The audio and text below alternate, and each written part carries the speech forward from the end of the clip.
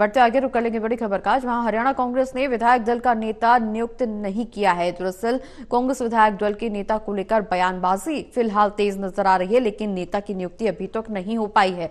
विधायक दल के नेता को लेकर कांग्रेस के प्रवक्ता का दावा है, चंद्रमोहन बिश्नोई और अशोक अरोड़ा के नाम का दावा किया जा रहा है। दोनों में से एक विधायक दल का नेता बन सकता है। दीपेंद्र हुड्डा का कहना है कि पार्टी अब नाम का फैसला करेगी, यानी कि आलाकमान की तरफ से अब इस नाम पे मोहर लगाई जाएगी। दो नाम सामने आ रहे हैं, इसमें से किसी एक नाम पर मोहर लगाई जाएगी। कांग्रेस विधायक दल के नेता को लेकर हालांकि बयानबाजी भी तेज देखने को मिल रही है।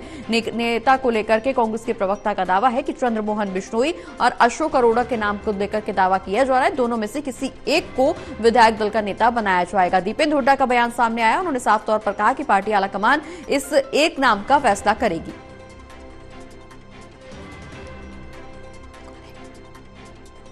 ज्यादा जानकारी के लिए हमारे साथ हमारे एसोसिएट एडिटर देवेंद्र कथुरिया जी फोन लाइन पर जुड़ गए हैं। देवेंद्र जी, चंद्रमोहन और इस दौरान दो नाम सामने आ रहे हैं। दीपेंद्र हुड्डा का कहना है कि पार्टी पूरे दोनों में से किसी एक नाम पर मोहर लगाएगी। चंद्रमोहन बिश्नोई और अशोक अरोड़ा के नाम को लेकर के दावा किया जा रहा है। कांग्रेस विधायक दल के नेता को लेकर के बयानबाजी लगातार जारी है, लेकिन नेता का चुनाव अभी तक नहीं हो पाया है। चंद्रमोहन बिश्नोई और अशोक अरोड़ा के नाम सामने आ रहे हैं, इनमें से किसी एक को इधर विधायक दल का नेता बनाया जा सकता है।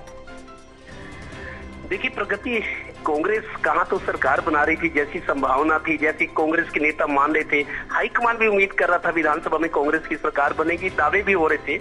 लेकिन हार के बाद पार्टी में सिर्फ टोवल की स्थिति है। यहाँ तो पार्टी चलाना ही मुश्किल हो गया है। गुटबाजी उभर कर सामने आ रही है। दरअसल बालमुकुंद शर्मा अपने आप को कांग्रेस का प्रवक्ता कहते हैं। उनका ये कहना है कि अशोक तंवर जब प्रदेश अध्यक्ष थे 10 साल पहले, उन्होंने मेरे को प्रवक्ता बनाया था। उसके बाद शैलजा बनी थी प्रदेश अध्यक्ष, शैलजा के टाइम भी वो प्रवक्ता थे। इस नाते वो मतलब बयानबाजी करते रहे हैं। अब उनका ताजा बयान आया है कि भूपेंद्र हुड्डा को सीएलपी लीडर नहीं बनाया जाएगा। चंद्रमोहन बिश्नोई जो कुमारी शैलजा के नजदीकी हैं, कुमारी शैलजा उनका नाम चला रही है, और दूसरा अशोक अरोड़ा, वो भूपेंद्र हुड्डा की करीबी है। तो भूपेंद्र हुड्डा अगर खुद नहीं बनते तो अशोक अरोड़ा को बनवा सकते हैं, ये बातें तो है। लेकिन चंद्रमोहन बिश्नोई चूंकि डिप्टी सीएम रह चुके हैं, चौधरी भजनलाल के बड़े बेटे हैं, कुलदीप बिश्नोई के बड़े भाई हैं जी, तो उनका नाम लगातार चल रहा है। वो कुमारी शैलजा गुट से आते हैं।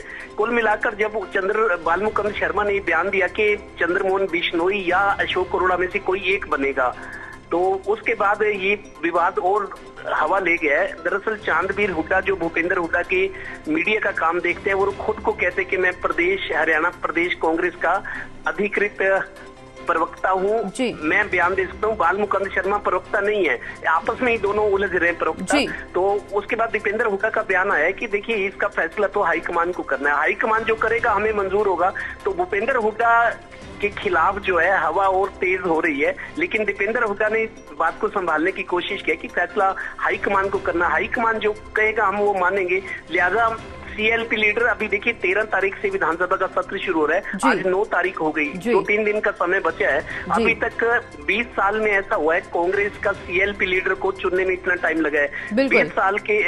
20 साल में ऐसा कभी नहीं हुआ कि 1 महीना लगे सीएलपी लीडर को चुनने में। आपसी पार्टी की खींचतान, अंदरूनी गुटबाजी है और हवा ले गई है। अब चूंकि 2-3 दिन है, विधानसभा सत्र शुरू होना है, तो कांग्रेस विधायकों की पैरवी कौन करेगा, कौन उनका नेता होगा, ये भी सवाल खड़ा हो रहा है। जी बिल्कुल देवेंद्र जी, सवाल यहाँ तमाम खड़े हो रहे हैं, लेकिन बड़ा सवाल ये है कि कांग्रेस हरियाणा में जो विधानसभा चुनाव की हार को नहीं बचा पा रही है, अन्य राज्यों में भी चुनाव प्रस्तावित है, चुनाव को लेकर के तारीखों का ऐलान हो चुका है।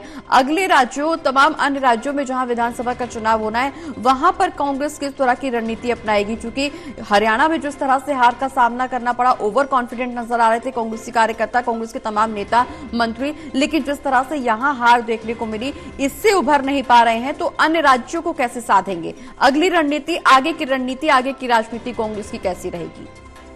देखिए प्रगति, मेरे को ये लगता है कि चूंकि महाराष्ट्र और एक जगह झारखंड में चुनाव है, कांग्रेस कोशिश कर रही है, क्योंकि महाराष्ट्र में भी संभावना, ऐसा नहीं एक तरफा चुनावी मुकाबला है, महाराष्ट्र में भी झारखंड में भी, तो कांग्रेस का ध्यान उधर है। लेकिन ये चूंकि आप देखिए हरियाणा में विधानसभा चुनाव के बाद 2 ही दल बची है, कांग्रेस या बीजेपी, इनेलो, जजपा सब पीछे छूट गए। तो अब बीजेपी ड्राइविंग सीट पे हरियाणा की सियासत में, क्योंकि बीजेपी ने स्पष्ट बहुमत लिया, फटाफट मंत्रिमंडल बनाया, स्पीकर डिप्टी स्पीकर का चुनाव किया, नेता लोग, बीजेपी के मंत्री विधायक दौरे कर रहे हैं, जो आचार संहिता के कारण जो काम रुके पड़े थे वो विकास कार्य तेजी से शुरू हुए हैं, ग्रांट आनी शुरू हो गई है, घोषणाएं करें कि ये काम रुका हुआ था, हम ये पूरा करें, अगले कामों की सूची तैयार है। तो एक तरफ बड़ी आक्रामक राजनीति कर रही है बीजेपी सरकार बनाने के बाद तीसरी बार, और कांग्रेस दूसरी विपक्ष मुख्य विपक्षी पार्टी थी, लेकिन उसका ये हाल है। तो मेरे को लगता है उन राज्यों पे भी असर पड़ेगा। बीजेपी इस मुद्दे को बुनाएगी कि जो अपनी पार्टी नहीं चला सके, अपनी सरकार नहीं बना सके, वो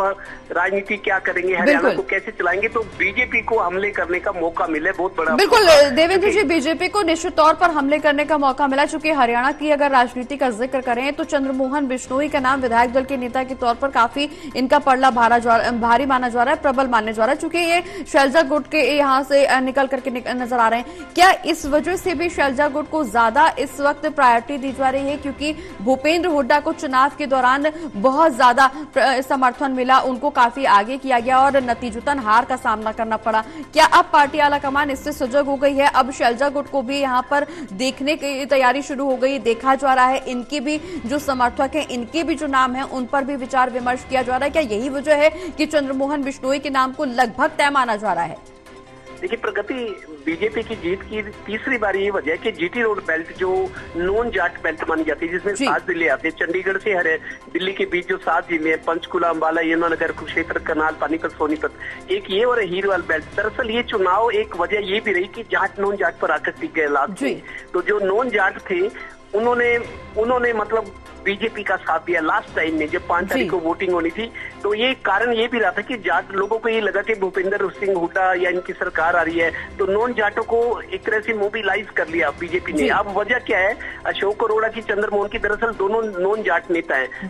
ये जो बीजेपी चाहती है, बीजेपी की सफलता का राज ही है कि जाट नॉन जाट वाली बात हो गई, क्षेत्र वाली बात होगी। तो कांग्रेस शायद नॉन जाट वाला दाव खेल सकती है, जो बीजेपी खेलती आई है और खेल चुकी है अभी। तो चंद्रमोहन बिश्नोई को अच्छा नेता माना जाता है, लेकिन कई साल से वो मुख्य धारा से बाहर थे, अब उनकी वापसी हुई है। दूसरा, अशोक अरोड़ा भूपेंद्र हुड्डा के करीबी है, वो पंजाबी कम्युनिटी से आते हैं। तो मेरे को लगता है कांग्रेस ये नॉन जाट वाला दाव खेल सकती है, जो बीजेपी का ये दाव हिट होता है। बिल्कुल देवेंद्र जी, हालांकि कांग्रेस की तरफ से दाव खेलने की कोशिश लगातार जरूर की जा रही है। बिल्कुल, कांग्रेस की तरफ से दाव खेलने की कोशिश जरूर की जा रही है, लेकिन बीजेपी के पास दावों की भरमार है। हालांकि देखना यह होगा कि अब विधायक दल का नेता कांग्रेस की तरफ से किसे चुना जाता है और इसका राजनीति पर क्या कुछ प्रभाव देखने को मिलता है, ये अब देखना बेहद दिलचस्प होगा। बहुत बहुत शुक्रिया देवेंद्र जी, ये तमाम जानकारी हमारे दर्शकों के साथ साझा करने के लिए।